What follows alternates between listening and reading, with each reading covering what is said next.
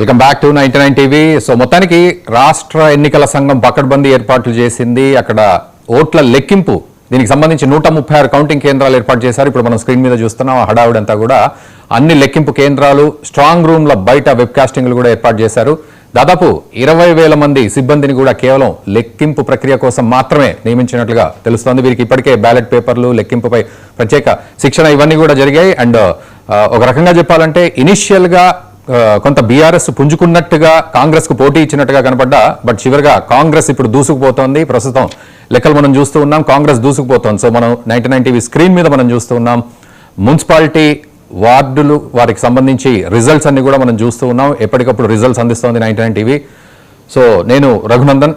So ప్రస్తుతం మనతో పాటు అతిథులు కూడా ఉన్నారు. సో వాళ్ళని అడిగి మరి ఈ మున్సిపల్ ఎన్నికల కౌంటింగ్ ఏ విధంగా సాగుతోంది, ట్రెండ్స్ ఏ విధంగా ఉన్నాయి, మరి దీని మీద ఎటువంటి అనాలిసిస్ ఉంటుంది, ఇవన్నీ కూడా మనం మాట్లాడదాం. మనతో పాటు ప్యానెల్లో ఉన్నారు బొమ్మర రామూర్తి గారు, బీఆర్ఎస్ నాయకులు.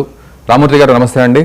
అండ్ రామరెడ్డి గారు బీజేపీ సీనియర్ నాయకులు ఉన్నారు, వారు కూడా మనకు అందుబాటులో ఉన్నారు. తర్వాత బండారు రామ్మోహన్ రావు గారు విశ్లేషకులు, వారు కూడా మనకు అందుబాటులో ఉన్నారు. సో ముందుగా రామ్మోహన్ రావు గారు, కొంత మీరు మొదటి నుంచి స్క్రీన్ మీద ఉన్నారు కాబట్టి ఒక్కసారి మీ దగ్గర నుంచి స్టార్ట్ చేసే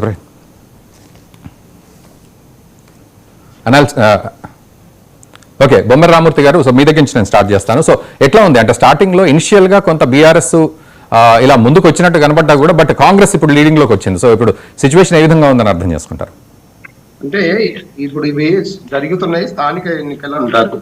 ఈ స్థానిక సంస్థ ఎన్నికల్లో ఏ గవర్నమెంట్ ఉంటే ఆ గవర్నమెంట్ కే ఫ్లో ఉంటుంది. కానీ ఇక్కడ ఒకటి అర్థం చేసుకోవాలా, పోయినసారి 2020లో ఎన్నికలు ఇదే మున్సిపాలిటీలు జరిగితే 120 మున్సిపాలిటీలకు గాను మేము 112 మున్సిపాలిటీలు గెలుచుకున్నాం. 9 కార్పొరేషన్లకు గాను 9 కార్పొరేషన్లు బీఆర్ఎస్ పార్టీ గెలిచింది. ఆ పరిస్థితి ఈ 2 సంవత్సరాలు గవర్నమెంట్ వచ్చిన కాంగ్రెస్ పార్టీకి ఉన్నదా? లేదు. ఒకటి, ఆ పరిస్థితి లేదు, వచ్చే అవకాశాలు కూడా లేదు. వీళ్ళు ఇచ్చిన హామీలు ఒకటి కూడా నెరవేర్చలేదు. వీళ్ళు గవర్నమెంట్ ఉన్నామనే ఒక ఉద్దేశంతో ఓట్లు పడ్డాయి తప్ప వీళ్ళు ప్రభుత్వాన్ని ఏదో బాగా నడిపిస్తున్నారు, ప్రజలకు ఏదో బాగా చేస్తారనే ఆలోచనతో ప్రజలు ఓట్లు వేయలేదు అనేది ఒకటి గుర్తించుకోవాలి. రెండోది, మిత్రులు బీజేపీ మంత్రులు నేను రామరెడ్డి గారు చాలా డిబేట్ లో పాల్గొన్నాం. ఎంపీ ఎన్నికలు అయిపోయిన తర్వాత బీఆర్ఎస్ పార్టీ అయిపోయింది, చచ్చిపోతుంది, మొత్తం పాతాళంకి వెళ్ళిపోయింది, మేమే కాంగ్రెస్ పార్టీకి ప్రత్యామ్నాయం అని ఎన్నోసార్లు ఎన్నో డిబేట్ లో వాదించాడు.